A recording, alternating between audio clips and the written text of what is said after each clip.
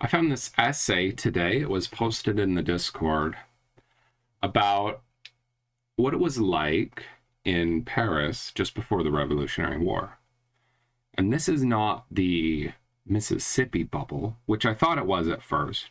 The Mississippi bubble was actually 20 years earlier. Sorry, 60 years earlier. So like one debt cycle, like one long-term debt cycle earlier. This is the one that came after that. And this is actually the one that was, I guess, so severe that it caused the French Revolution. And this is a very interesting essay. It's the Bourse. It's about the Bourse, which is, I guess, the French stock market at the time. They had just created it, actually, in this period of sort of 1780s. And I took a few excerpts out of this already, so I don't have to hunt for them. They're here. I posted them here. This is the Discord. I say, this is actually very interesting, this essay, which the other guy had posted, because you could argue that John Law's Day was a lot like the Roaring Twenties, and the Bourse period, which this essay is about, is more like today. And I cherry pick some facts to bolster that conclusion, and those facts are here in the books.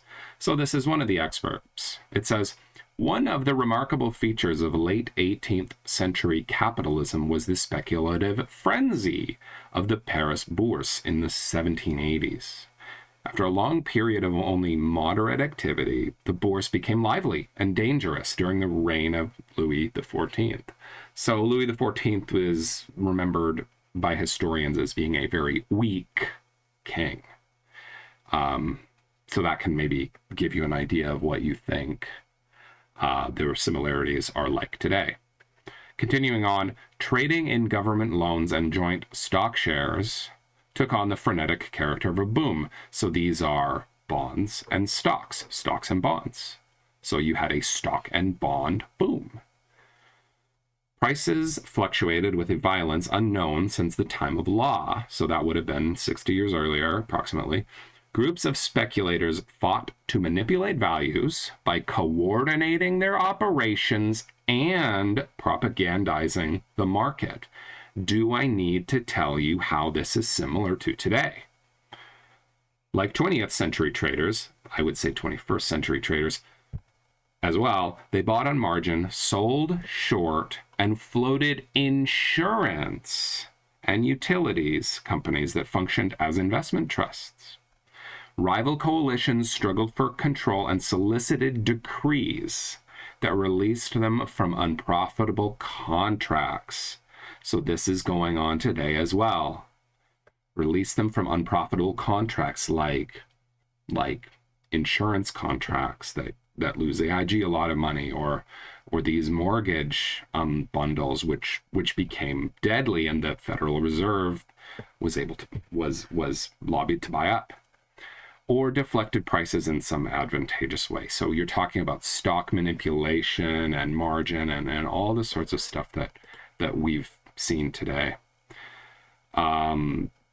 So we were talking a little bit about the French Revolution, which I'm not really going to go into this video. Here I have an excerpt about the rentiers in France at the time. The rentiers, who composed so large a part of the urban patriciate, were called bourgeois, or in the documents of 1789, bourgeois living nobly on their revenues. So these are like people who are living off their investments at the time. Avoiding business or the professions, they lived on income from rural or urban real estate, royal or provincial rents, mortgages, personal loans, venal appointments, I'm not sure what that is, and time deposits with merchants. So these are all ways they are describing basically a pensioner class that is just living off the residuals from different investments, and this is exactly how a lot of people live today. Although they appeared as buyers and sellers on the Bourse, they aimed at long-term assured revenues rather than short-term speculative profits. So this describes exactly your boomer pensioner. For a fine introduction to rentier investment and income, see this other book. So this is another book it recommends, and I've kind of posted it here because maybe I'll want to look into that book later on. And here I show an excerpt which I've actually annotated with all the different similarities to the 2008 credit crunch and subprime mortgage fiasco. From these beginnings, the boom increased rapidly in volume and intensity. By 1786, prices of credit were dangerously inflated. So this is 2008, and this is also today. And a sudden supply of credit halted buying. Sudden shortage of credit halted buying, because this was a credit crunch, and threatened to provoke a general collapse. After a temporary recovery, things became worse 2 years later when the insolvency of the state was public knowledge. So an insolvent government with credit tight, money scarce, and the government possibly headed for a repudiation, the speculators faced a liquidation likely to destroy themselves and their bankers and shake the whole structure, destroy themselves and threatened the whole structure of the French commercial capitalism, to say nothing of foreign financial centers. So these guys were saying the same thing that the bankers were saying in 2008. This is going to destroy everything. It's going to destroy the French economy, and it's going to destroy the world economy. The ebullience of the early 80s evaporated. For myself, seeing little stability, I am afraid I am selling. When I see done, also by the most prudent man. So this was a smart money person selling stock. And then we had a stock crash. That's also what we saw in 2008. And then the speculators tried to secure themselves through political action. Well, they did. In 2008, they got the TARP bailouts. It was rejected at first, and then it passed after they forced it through again, after they told them this is going to destroy the whole world economy, and they got the TARP bailouts.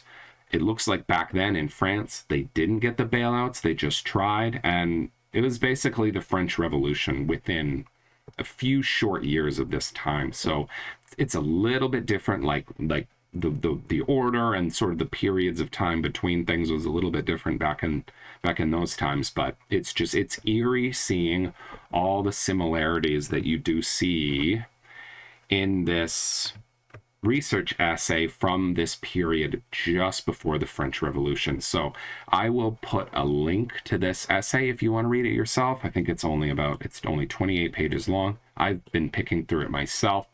Very interesting, similar time to today.